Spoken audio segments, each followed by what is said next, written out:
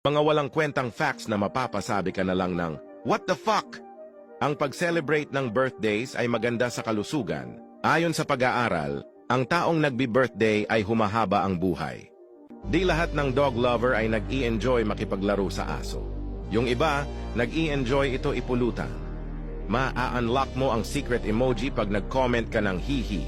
Punerarya lang ang tanging negosyong di kailangan ng gwardya, CCTV at higit sa lahat, di mananakawan.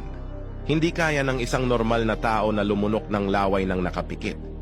Tingnan mo sarili mo. Masyado ka kasing nagpapaniwala sa mga tao sa internet.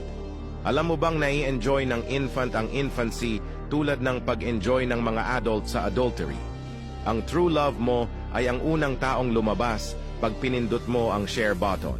Sa Malaysia, sa kada 1 minuto, 60 segundo ang nakalipas.